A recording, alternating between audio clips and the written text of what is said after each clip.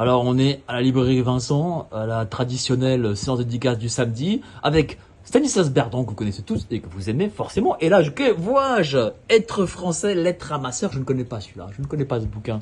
De quoi parle-t-il? Eh ben, c'est le premier livre que j'ai écrit, qui est paru en 2018. Et en fait, c'est un livre que j'ai vraiment écrit pour ma sœur. Et D'accord. qui est né d'une conversation que j'ai eue avec ma sœur qui me disait qu'elle ne se sentait plus française. Et en fait, ça a déclenché en fait, le livre. Et en fait, c'est par ça que j'ai commencé à écrire. Qu'est-ce qui fait qu'elle ne se sentait plus française? Bah, C'est parce quand que, même dur comme parole. oui, c'est dur comme parole. Et c'est ça, je pense, qui a résonné en moi et qui a un peu chamboulé. Et parce qu'elle vit à l'étranger depuis un moment, et voilà, elle a quitté aussi la France par manque d'opportunités, notamment professionnelles. Voilà, beaucoup de choses sont bloquées en France, donc ça peut se comprendre. Et le sens du combat que je mène et qu'on est nombreux à mener, c'est de tous ces gens qui sont partis de France, mais qui aiment quand même ce pays, parce qu'elle est quand même contente quand elle rentre, il y a quand même beaucoup de choses qui lui manquent.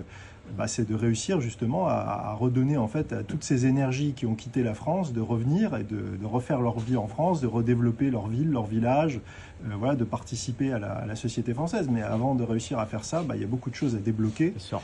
et notamment à libérer le pays de toute en fait, cette Mais, caste de criminels qui bloquent tout et qui bloquent les énergies mais françaises. justement, de plus en plus de nos compatriotes quittent le pays. Qu'est-ce qu'on pourrait leur dire pour qu'ils reviennent? Qu'est-ce qu'on pourrait leur dire? On leur dira que justement le problème c'est que si un pays se vide de ses forces vives, en fait ça fait que accélérer la spirale du déclin. Alors d'un côté ça se comprend, parce que forcément quand on est ambitieux, quand on a envie de faire des choses de sa vie, on voit que beaucoup de choses sont bloquées en France, donc on part à l'étranger, c'est normal.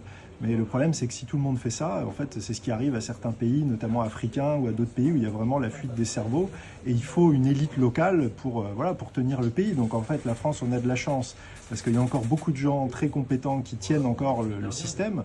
Mais moi, ce qui m'inquiète le plus, c'est pour les années à venir. Et bon, c'est pour ça que moi, j'ai fait le choix de rester en France et de me battre en France, même si des fois c'est difficile, et même si des fois je me dis, mais moi, j'ai vraiment fait ce choix, voilà, de rester sur place et de me battre pour mon pays. Mais est-ce que tous ces gens qui partent, ils ont encore un avenir en France?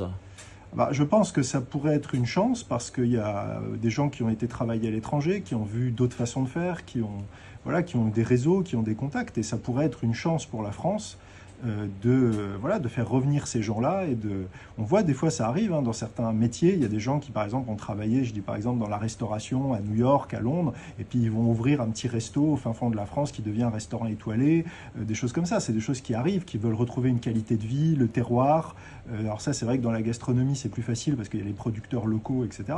Mais bon, je pense que ça peut être, si on avait la chance d'avoir un gouvernement qui libère la France et qui libère ses énergies, ça pourrait être un vivier extraordinaire. On va dire cette diaspora française pourrait faire des choses extraordinaires. Mais justement, on avait parlé de terroir, on parle aussi de France, de France que l'on connaît, l'image que l'on connaît de cette image d'Épinal. Hier, il y a eu l'ouverture de la Coupe du Monde de rugby.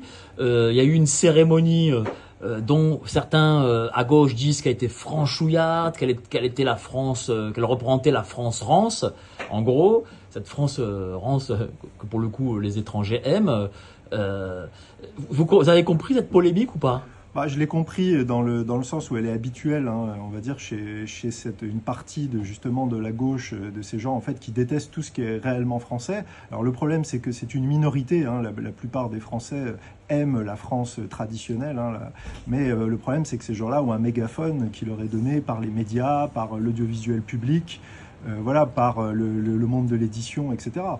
Donc, mais après, vous avez raison de le souligner. Moi, par exemple, les auditeurs notamment le savent, je suis allé au Japon cet été. Ce que les Japonais aiment, par exemple, dans la France, c'est toute cette France traditionnelle.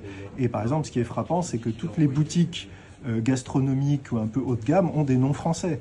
Parce que la France incarne encore cette excellence, ce raffinement, ce goût des bonnes choses. Et en fait, malheureusement, au lieu de capitaliser là-dessus, il y a des gens qui détestent en fait cette France-là. En fait, tout ce que la France est d'authentique, en fait, de toute façon, c'est quand on creuse, c'est ce projet en fait qui est très présent à gauche et qui est issu de la Révolution française, c'est de faire un homme nouveau. Il y a cette phrase terrible, je crois, d'un révolutionnaire qui disait « Nous préférons détruire la France si nous ne pouvons pas la régénérer à notre manière ».